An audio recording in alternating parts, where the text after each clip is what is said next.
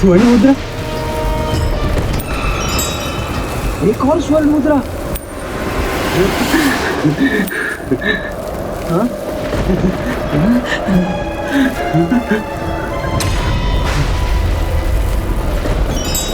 नहीं, मत उठाइए उन्हें, यहाँ किसी बुरी शक्ति का प्रभाव है।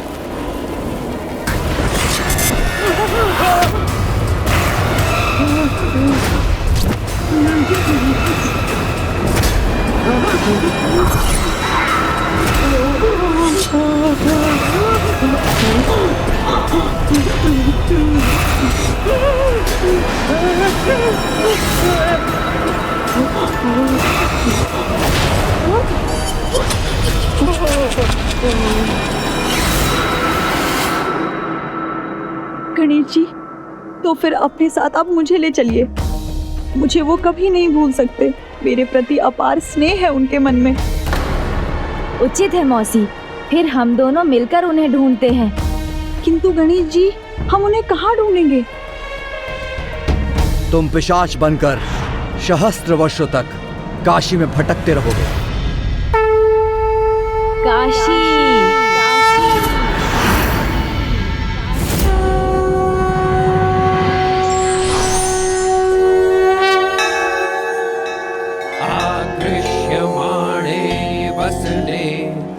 हर हर महादेव।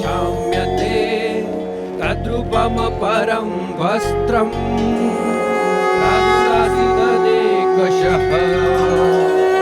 आकृष्यमाणे वसने द्रौपदास्तु विशाम्यते तद्रूपम परम वस्त्रम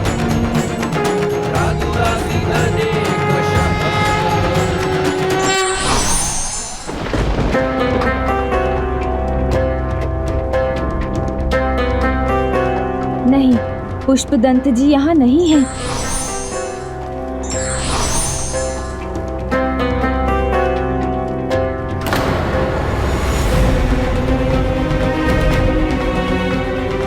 इस विशाल नगर में हम उन्हें कैसे ढूंढेंगे प्रभु?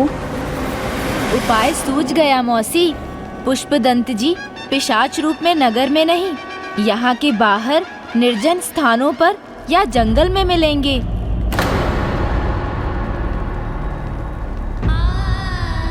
क्षमा करना मौसी, उन्हें अभी पिशाच बुलाने का खेद है मुझे, किंतु ये भूल कर नहीं, अपितु याद रखकर ही उन्हें ढूंढा जा सकता है।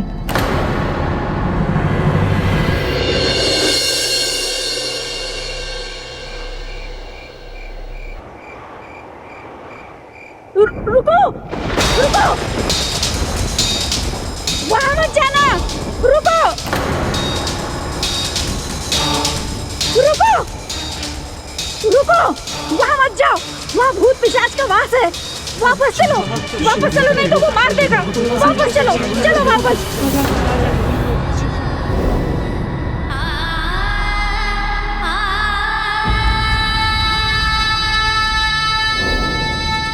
जो व्यक्ति सदैव दूसरों को हंसाने के लिए तत्पर रहता था, आज उसके भय के कारण लोग उसकी तरफ देखना तक नहीं चाहते। मौसी, पिशाच योनि से उन्हें शीघ्र मुक्त कराएंगे हम, किंतु उसके लिए सबसे पहले उन्हें ढूंढना होगा। आइए।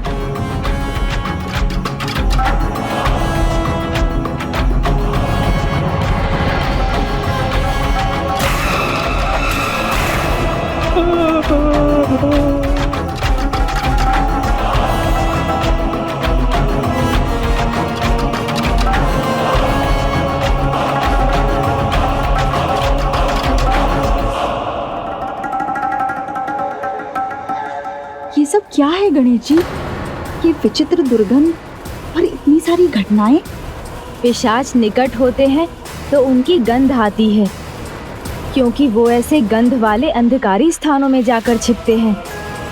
अब पुष्पदंत जी के दर्शन होने ही वाले हैं मौसी।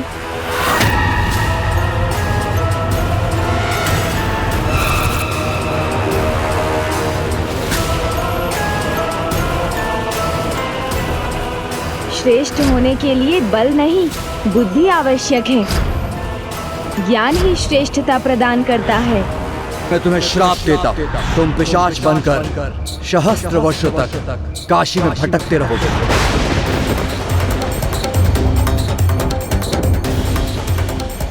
इनके सुझाव के कारण दंड मिला मुझे। अब ये क्यों आए हैं अब यहाँ? अब हम बहुत निकट हैं। वो जैसे ही मिलेंगे हम उन्हें पिशाच योनि से मुक्त कराकर दोबारा पुष्पदंत जी बनने में सहायता करेंगे। सहायता? कैसी सहायता? मैं अच्छा हूँ, सब आनंद है, नहीं चाहिए कोई सहायता। मैं जो हूँ सो हूँ। पति है मेरे, मुझसे बहुत प्रेम करते हैं। मुझे देखेंगे ना तो मेरी ओर खींचे चले आएंगे, ये विश्वास है मुझे। मैं चाहती हूँ आप सबसे श्रेष्ठ बने, सबसे बुद्धिमान बने। पत्नी प्रेम? ये कौन है? मैं किसी का कोई नहीं है। पुष्पदंत जी, पुष्पदंत जी, सामने आइए पुष्पदंत जी। हम पिशाच योनि से मुक्ति दिलवाने में आपकी सहायता करने आए हैं। सहायता? कैसी सहायता? मैंने कहा ना, मुझे कोई सहायता नहीं चाहिए। समझ नहीं आता आपको? ढूंढ भी नहीं पाओगे मुझे तुम।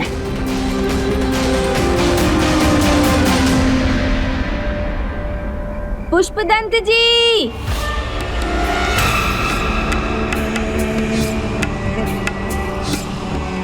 पुष्पदंत जी,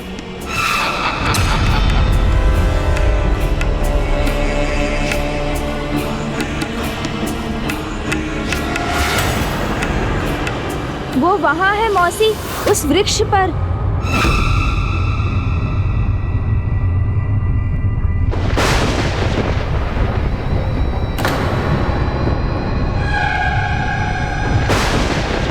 वो वहाँ है।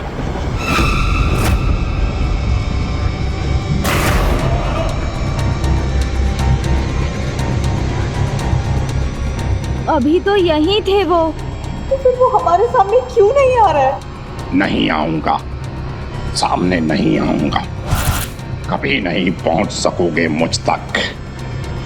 लगता है वो नहीं चाहते कि हम उन्हें ढूंढ सकें, क्योंकि अब तो उनके निकट होने का आभास भी नहीं हो रहा है। किंतु उन्हें बिना ढूंढे हम उन्हें समझाएंगे कैसे? एक उपाय है। वाह, कोई उपाय काम नहीं आता पिशाच के सामने। इतना भी नहीं जानते गणेश जी? हाँ, विफल हो जाएंगे आपके सारे उपाय। हाँ, आप अपना उपाय लगाइए, मैं तो चला। क्या उपाय है गणेश जी?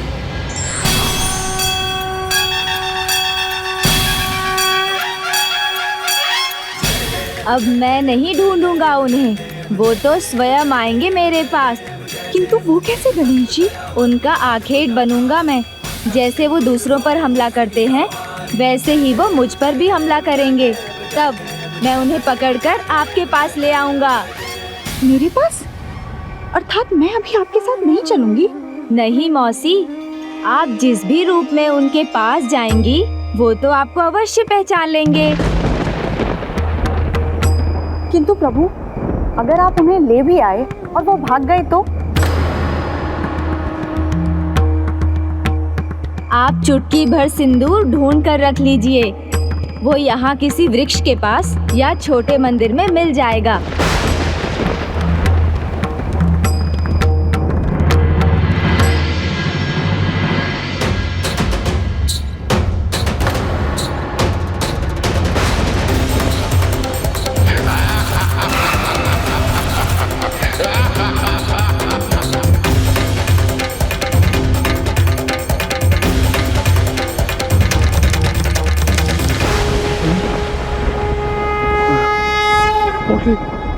नहीं, अपनी पोटली मुझसे दूर रखो, दूर रखो। पोटली? कैसी पोटली? हंसने वाली पोटली। अवश्य पुष्पदंत जी ने इन्हें सताया है। ये लीजिए, आप जल लीजिए।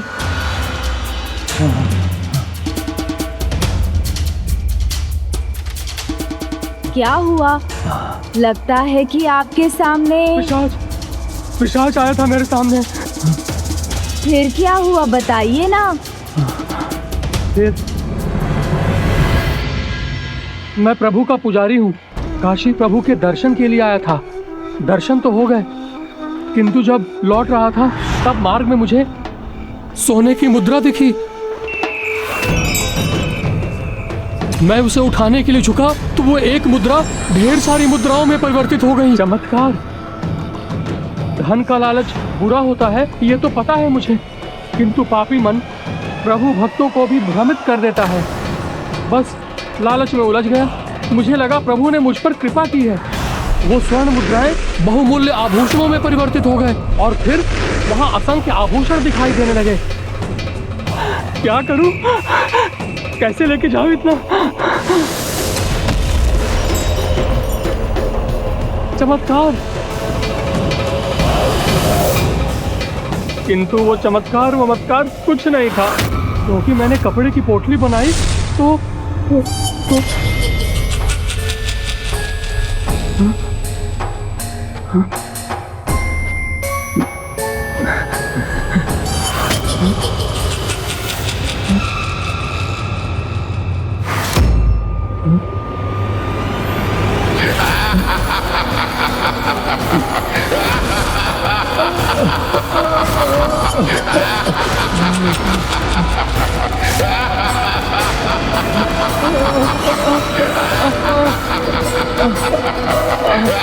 ये पोटली मेरे हाथ से कैसे चिपक गई?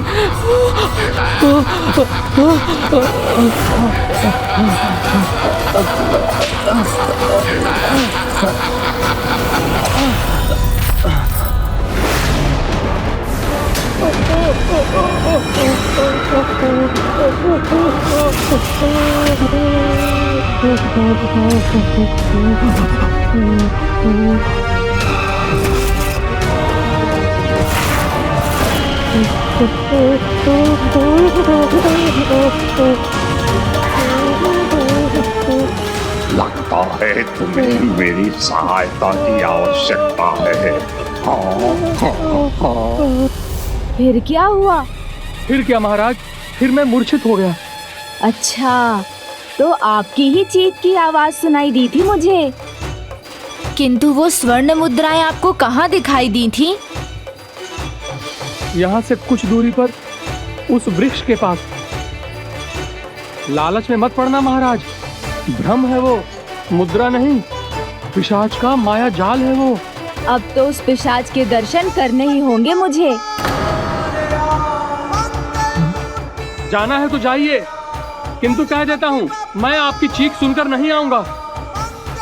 बहुत भयानक है वो पिशाच। अब मैं निश्चिंत होकर किसी और को सताऊंगा।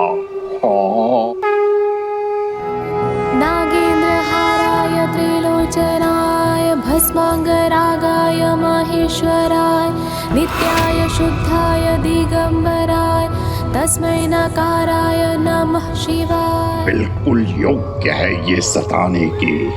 अभी इसका भजन बुलवा दूंगा मैं।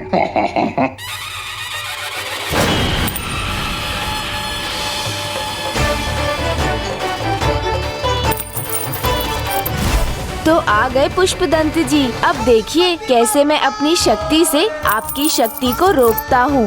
ओहो, इतनी स्वर्ण मुद्राएं!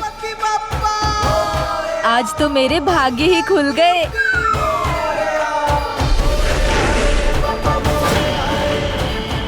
नहीं, भ्रम हुआ था मुझे। भाग्य नहीं खुले हैं मेरे। स्वर्ण मुद्राएं नहीं, मात्र कंकड़ पत्थर हैं ये। असंभव, ये कैसे हो गया?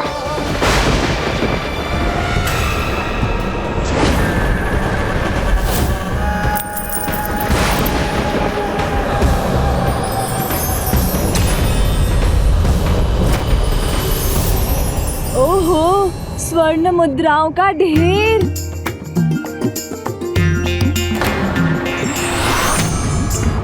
बार बार भ्रम ही हो रहा है मुझे। मात्र कंकड़ पत्थर का ढेर है ये स्वर्ण मुद्राएं स्वतः ही पत्थर में कैसे परिवर्तित हो गई? पिशाच की पिशाची क्रिया असफल नहीं होने दूंगा।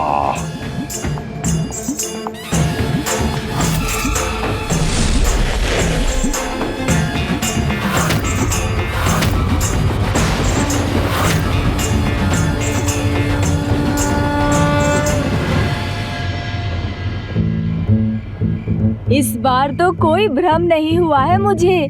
ये तो वास्तव में स्वर्ण आभूषण है, किंतु मैं इन्हें लेकर कैसे जाऊं? अब नहीं बचेगा ये।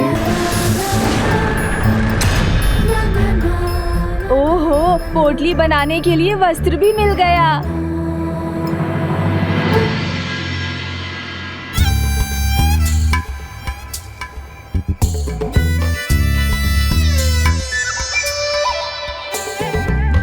ये क्या हो रहा है मेरे साथ? लगता कुछ और है, होता कुछ और है।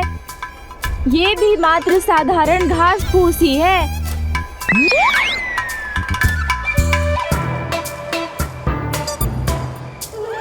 दुष्ट, ये स्वर्ण आभूषण तुझे घास फूस दिखाई दे रहे हैं? अपनी दृष्टि सुधार।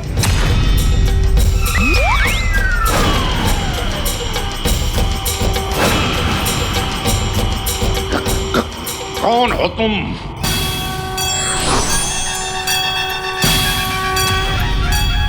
पुष्पदंत जी, क्या लगा था आपको?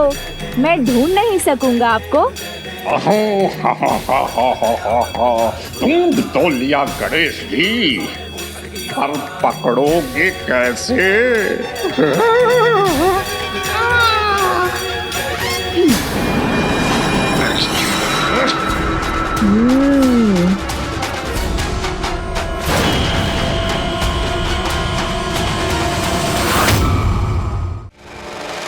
क्या हो गया मुझे? मैं आगे तो नहीं बढ़ पा रहा हूँ। छोड़ दीजिए गणेश जी, मुझे जाने दीजिए।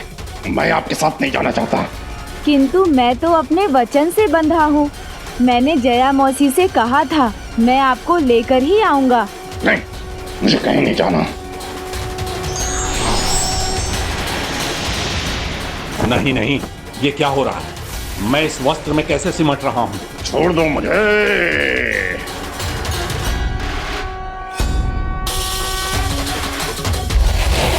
छोड़ दो मुझे, छोड़ दो मुझे गणेश जी, मैं कहीं नहीं जाना चाहता। अब तो आपको चलना ही होगा पुष्पदंत जी।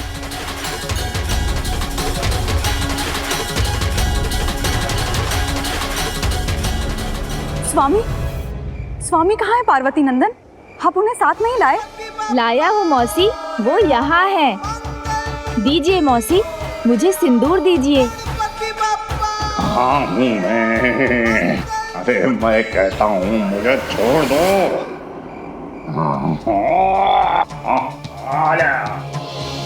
सिन्दूरवर्णं द्विभुजं गणेशं लम्बोदरं पद्मोदले निविष्टम्। मैंने कहा ना, मैं पुष्पदंत नहीं पिशाच हूँ। स्वामी, मैं किसी का स्वामी नहीं, मुझे यहाँ नहीं रहना।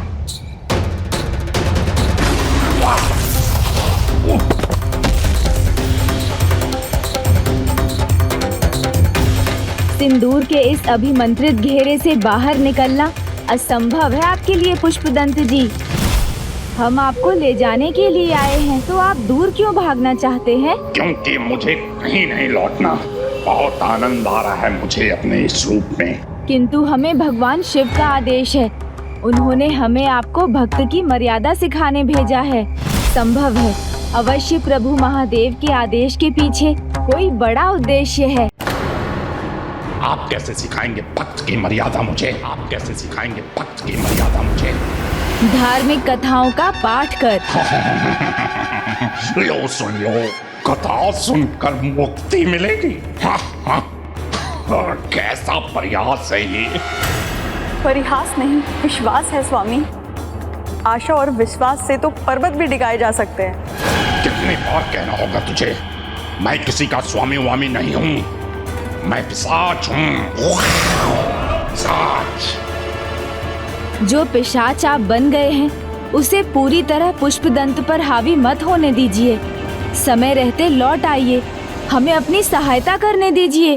कोई सहायता नहीं चाहिए मुझे, आपकी कथाओं को सुनने का कोई लाभ नहीं। निष्ठावान भक्त था मैं, किंतु क्या मिला मुझे? कैलाश से बाहर निकाला गया, पिशाच योनि का पुरस्कार मिला मुझे। कथा वथा सुनकर क्या हो गया? एक कथा सुन लीजिए, यदि उसका कोई लाभ ना हुआ तो मैं आपको जाने दूंगा, फिर नहीं रोकूंगा।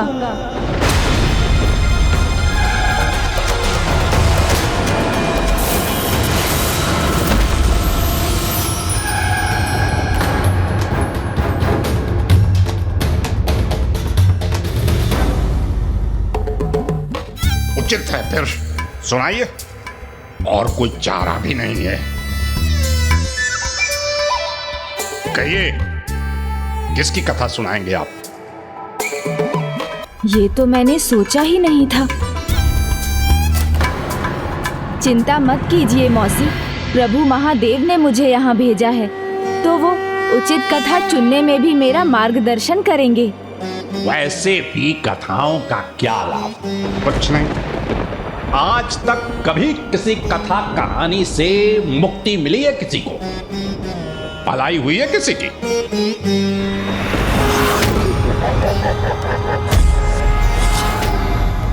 बताइए गणेश जी, ऐसे मिली है मुक्ति किसी को?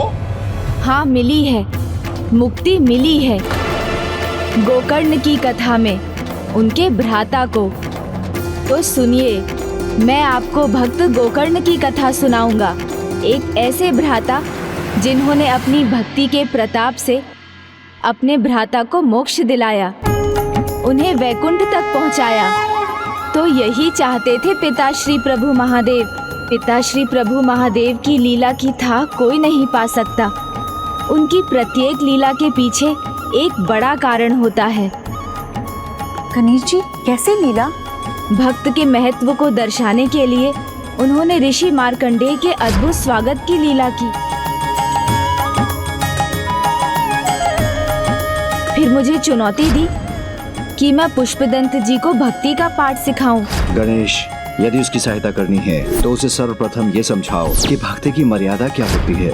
अर्थात जो समाधान हम मांग रहे थे वो उन्होंने अपने आप दे दिया। क्योंकि जिस प्रकार गोकर्ण ने अपने भ्राता को कथा सुनाकर मुक्ति दिलाई थी, वैसे ही भक्तों की कथाएं सुनाकर मैं पुष्पदंत जी की मुक्ति का माध्यम बनूंगा और संसार को भी भूत और भविष्य के सभी महान भक्तों का परिचय प्राप्त होगा। उनसे उनके जीवन को प्रेरणा मिलेगी। आप ये समझेंगे कि भक्त की भक्ति की दृढ़ता प्रभु को उसका भाग्य बदलने पर भी विवश कर देती है। गोकर्ण और अन्य भक्तों की कथाओं से आप ये भी सीखेंगे कि परिस्थिति कोई भी हो, प्रभु की भक्ति से कभी नहीं डिगना चाहिए। हाँ, ये पल्लू मिटा दे सिंदूर की रेखा को, तो भागने का अवसर मिल जाएगा मुझे। पुष्पदंत जी, आप मेरी बात सुन तो रहे हैं ना? हाँ हाँ, सुन रहा हूँ, बहुत ध्यान से सुन रहा हूँ गणेश जी। मुक्ति जो पानी है, सुनिए। हाँ हाँ हाँ हाँ, कहने दो इन्हें कथा। ये रेखा मिटेगी तो मैं अपनी ही कथा गढ़ूंगा। तुंगभद्रा नदी के तट पर एक अनुपम नगर बसा हुआ था। उस नगर में वेद के ज्ञान के स्रोत और वेद अनुरूप सभी कार्यों में निपुण एक धनी ब्राह्मण रहते थे। नाम था आत्मदेव।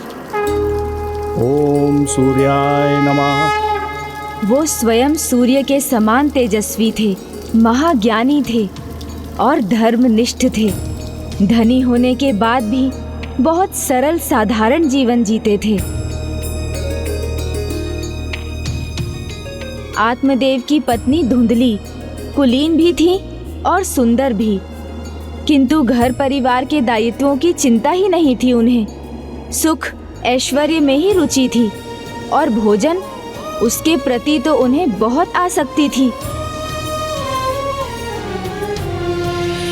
जहाँ एक ओर धुंधली घर का कोई भी कार्य नहीं करना चाहती थी, वहीं दूसरी ओर उसके विपरीत आत्मदेव को प्रत्येक कार्य में आनंद आता था।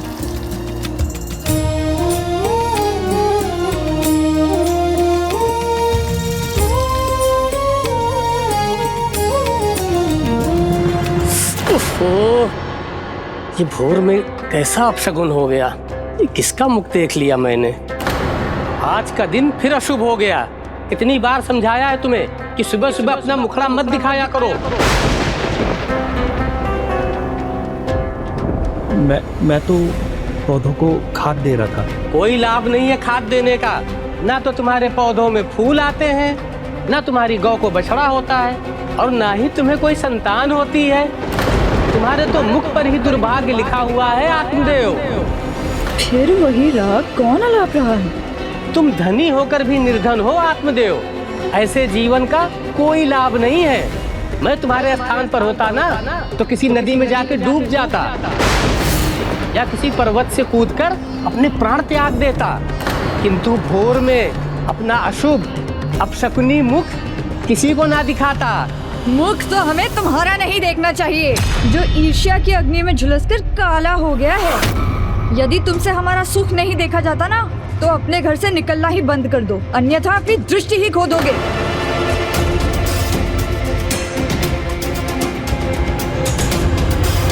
शांत हो जाओ भाग्यवान, हमारे ही भाग्य अच्छे नहीं है। फिर किसी और को कुछ कहने से क्या होगा। अपने आप को दोष देकर मुझे और क्रोध मत दिलाइए, मुझे और भी काम है। पड़ोसी के शब्दों का प्रभाव धुंधली पर तो नहीं हुआ, किंतु उन कटु शब्दों के बाण आत्मदेव के हृदय को बींध गए।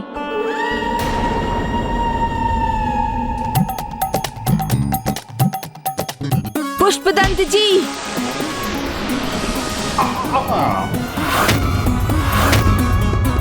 सुन तो रहा हूँ गणेश जी, आप मार क्यों रहे हैं? तो ध्यान से सुनिए।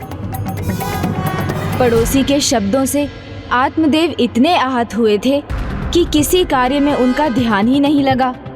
बस वही शब्द उनके कानों में गूंजते रहे, उन्हें कष्ट देते रहे। ना तुम्हारी गौ को बछड़ा होता है, और ना ही तुम्हें कोई संतान होती है। तुम्हारे तो मुख पर ही दुर्भाग्य लिखा हुआ है आत्मदेव।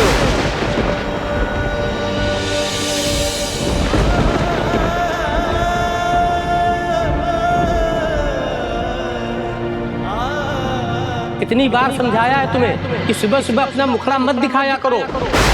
तुम धनी होकर भी निर्धन हो आत्मदेव। मैं तुम्हारे स्थान पर होता ना तो किसी नदी में जाके डूब जाता।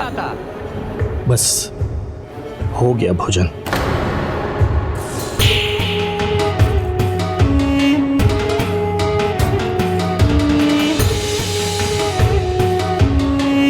तुम धनी होकर भी निर्धन हो, तुम्हारे स्थान पर होता ना ऐसे जीवन तो किसी नदी में जाकर डूब नहीं जाता, या किसी पर्वत से कूदकर अपने प्राण त्याग देता।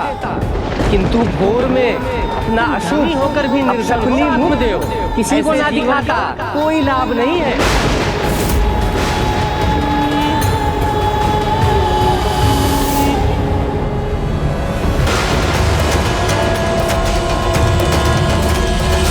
रुकिए ब्राह्मण देवता, रुकिए ब्राह्मण देवता, रुकिए ब्राह्मण देवता। ये आप क्या करने जा रहे हैं? आप जैसे सुविचारी के मन में ऐसा कुविचार आना भी अधर्म है, पाप है। दुख चाहे कुछ भी हो, किंतु आपके तन, मन और आत्मा इतने पवित्र है कि वो इस परिणाम के योग्य नहीं है। फिर मैं किस योग्य हूँ ऋषिवर? इस प्रश्न का उत्तर दीजिए। सदा सबका भला किया, किसी का बुरा नहीं किया, नियमित रूप से प्रभु की पूजा की, फिर भी क्या मैं एक छोटे सुख के योग्य नहीं हूँ? संतान का सुख ही सब कुछ होता है, ये आपसे किसने कहा?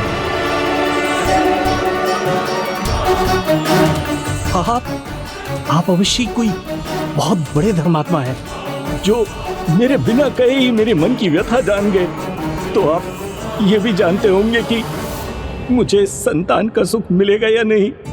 अवश्य, भविष्य के संकेत पढ़ने दीजिए मुझे।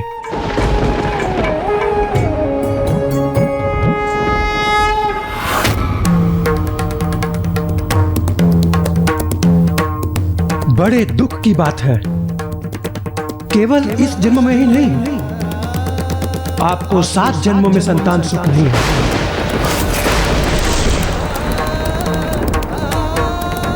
ब्राह्मण देव, मानव जीवन से बड़ा सुख और कोई नहीं है। यह तो ईश्वर की असीम कृपा का फल है। इस जीवन का अपमान स्वयं ईश्वर का अपमान है। इसलिए प्रभु भक्ति कर अपने मानव जीवन को सार्थक कीजिए। आप उदास अशांत चित्त से अपना मन प्रभु भक्ति में कैसे लगाऊं? संतान के अभाव में मैं शांति नहीं पा सकूंगा ऋषिवर, नहीं पा सकूंगा। शांति? शांति संतान नहीं, भक्ति और श्रद्धा देती है। लेकिन ऋषिवर, संतान बिना जीवन में प्रसन्नता कहाँ? प्रसन्नता संतान नहीं, संतुष्टि से आती है। तो संतोष कैसे करूं, ये जानकर कि मेरे अंत के बाद मेरी स्मृति रखने वाला कोई नहीं, मेरा तो नाम ही मिट जाएगा। नाम? नाम संतान से नहीं, कर्मों से जीवित रहता है। किंतु वंश आगे बढ़ाने के लिए संतान तो चाहिए ना? हाँ, किंतु संतान अधर्मी हो तो धार्मिक व्यक्ति का वंश समाप्त हो जाता है। किंतु संतान भक्त प्रहलाद के समान धार्मिक हो तो अधर्मी का भी वंश सुधर जाता है। इसलिए वंश भी संतान से नहीं, अच्छे विचारों से ही आगे बढ़ता है। किंतु ऋषिवर, मान्यता तो यही है ना कि संतान बिना श्राद्ध नहीं, पिंडदान नहीं, मुक्ति नहीं। नहीं वत्स, ये सत्य नहीं है। मोक्ष का मार्ग तो संतान के बिना भी खुल सकता है, क्योंकि आपको भी ज्ञात होगा कि भक्ति से ही मुक्ति मिलती है। आपकी नियति, आपका भाग्य प्रभु भक्ति है, उसी में आप खो जाइए। शेष प्रभु की इच्छा, वही कृपा करेंगे, मुक्ति देंगे। मेरी पीड़ा से तो मुझे तभी मुक्ति मिलेगी जब संतान की प्राप्ति होगी, और यदि ये मेरे भाग्य में नहीं तो मुझे प्राण त्याग देने चाहिए।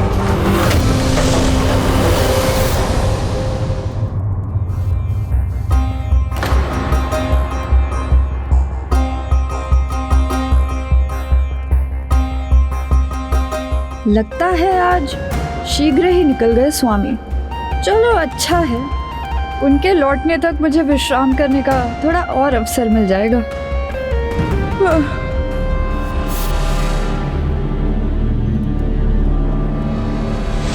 रुकिए ब्राह्मण देवता, एक ब्राह्मण तो सबको धर्म का मार्ग दिखाता है, आप ऐसा अधर्म कैसे कर सकते हैं? मैं अपनी आंखों के सामने ऐसा होते नहीं देख सकता।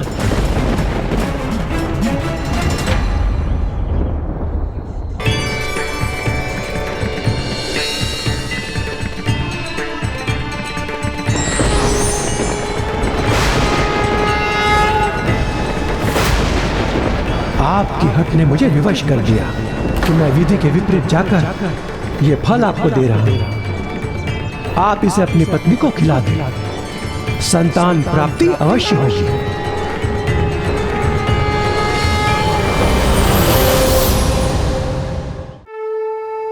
किंतु इस फल के फलित होने के लिए आपकी पत्नी को 1 वर्ष तक सात्विक जीवन जीना होगा। सत्य, शौच, दान, दया का पालन करना होगा। एक समय पर एक ही अन्न खाने का नियम रखना होगा। धरती पर सोना होगा। ऐसा करने पर ही बालक का स्वभाव शुद्ध होगा, सात्विक होगा और वो माता पिता को सुख प्रदान करेगा। चेतावनी देना मेरा कर्तव्य है। विधि के, नियति के विपरीत जाकर सुख प्राप्ति का प्रयास दुख ही लाता है। विधि के विधान के विपरीत जाना आप और आपकी पत्नी के सुख को मिटा भी सकता है। अब ये चुनाव आपको करना है कि आप ये आम फल आपकी पत्नी को खिलाना चाहते हैं या नहीं।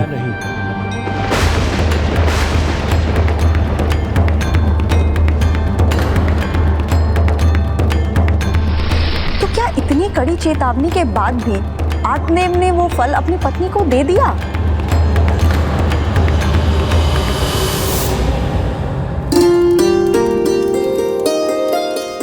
विधि के विधान के विपरीत जाना आप और आपकी पत्नी के सुख को मिटा भी सकता है।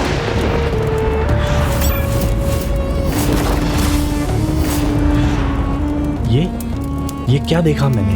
ये कैसे संभव है? नियति के विपरीत जाकर सुख प्राप्ति का प्रयास दुख ही लाता है। अरे स्वामी, आप कहाँ चले गए थे इतने शीघ्र? तो नहीं दिया ना वो फल आत्मदेव ने अपनी पत्नी को? हाँ, किंतु फिर उन्होंने अपना निर्णय बदल लिया। फिर कुछ और ही हो गया। देखिए स्वामी, कौन आया है? ओहो, खुश रहो, बैठो बैठो बैठो। ये ले छुटकी, हलवा खा। स्वामी, ये पुनः माँ बनने वाली है। ये ससुराल से मायके जा रही थी। मैंने कहा 1-2 दिन यहीं रुक जा। अच्छा किया ना? बहुत अच्छा किया। 1-2 दिन रहेगी वो हमारे साथ। हाँ हाँ, बहुत आनंद आएगा मुझे भी और इस अतिथि को भी। दीदी के हाथ का ये विशेष भोजन हलवा खाकर। जीजाजी, मेरा अर्थ है कि मैं और मेरी होने वाली संतान को बहुत ध्यान रखना होता है इसका, पर इसमें भी बड़ा आनंद है। माता पिता बनने से अधिक बड़ा कोई और सुख कहाँ है? तो ये सुख तो मुझे भी मिल सकता है। अरे दीदी, आपने हलवा में घी और गुड़ अच्छी मात्रा में तो डाला है ना? या सदा के समान फिर बचत कर ली? अरे, ऐसे आनंद के अवसर पर मैं बचत के बारे में थोड़ी ही सोच सकती हूँ। वैसे भी ये आनंद सबको थोड़ी ही मिलता है। इसी चक्कर में तो आज नोकझोंक हो गई पड़ोसी से। तब तो आपने भी उसे खूब सुनाया होगा। आप कहाँ रुकी होंगी? हाँ हाँ, तो मैं चुप रहने वालों में से थोड़ी ही हूँ। अब वो कभी ऐसी बातें नहीं कर पाएगा। अब कहने सुनने की कोई आवश्यकता नहीं, क्योंकि मुझे हमारी समस्या का समाधान मिल गया। ये देखो, अब हमें भी शीघ्र संतान की प्राप्ति होगी। संतान प्राप्ति? वो कैसे? एक महान ऋषि ने मुझे ये फल देकर बोला कि अपनी पत्नी को ये फल खिला दो, वो शीघ्र ही गर्भवती हो जाएगी। किंतु तुम्हें 1 साल तक सात्विक जीवन जीना होगा। सत्य, शुद्धता, दया और दान के नियमों का पालन करना है। एक समय पर एक ही अन्न खाना होगा और धरती पर चटाई बिछाकर सोना होगा। चिंता की बात नहीं है प्रिय, ये सत्य है। हमारा संपूर्ण जीवन बदल जाएगा। ये लो, इसे खा लो। मैं प्रभु के मंदिर जाकर भक्ति का फल देने के लिए उनका आभार प्रकट कराता हूँ।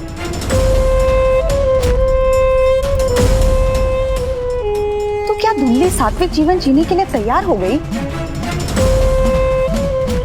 अब आनंद आएगा। बस एक पवन का झोंका और फिर खुल जाएगा मेरा मार्ग। इस बार ऐसा छिपूंगा कोई नहीं ढूंढ सकेगा मुझे। बस तब तक गणेश जी का ध्यान बटा रहे। हाँ, बताइए ना प्रभु, फिर क्या हुआ? आत्मदेव संतान प्राप्ति के विचार से बहुत प्रसन्न थे, किंतु धुंधली, उनका मन तो अनेक चिंताओं से भरा था। उन्हें तो जैसे सांप सूंघ गया था। क्या हुआ दीदी? सात्विक जीवन का अर्थ समझती हो तुम? ना चटपटा भोजन होगा, ना कोमल शैया। मैं जीऊंगी कैसे? नया जीवन संसार में लाना है, संतान सुख पाना है, तो अपने ऊपर तो इतना संयम रखना पड़ेगा ना दीदी। इतना त्याग तो करना पड़ेगा। एक नहीं, अनेक त्याग। हाँ दीदी, करना पड़ता है। ऐसे कष्टों को मुस्कुराकर सहना पड़ता है। कष्ट? पीड़ा, अपार पीड़ा सहनी होती है। पीड़ा? सारे सुख भूलने पड़ते हैं, लेकिन ये सब कुछ इतना सरल नहीं है दीदी। पर तुमने तो कहा था कि माता पिता बनना बहुत आनंददायक होता है। आनंद वानंद कुछ नहीं होता है दीदी, ये तो बस मन को प्रसन्न रखने वाली बात है, किंतु वास्तविकता इससे बिल्कुल उल्टी है। किसी को जन्म देना कष्टों की खान है। संतान की प्राप्ति के लिए मैं इतने कष्ट सहूंगी कैसे? इस झंझट से बचने का कोई उपाय ढूंढना होगा।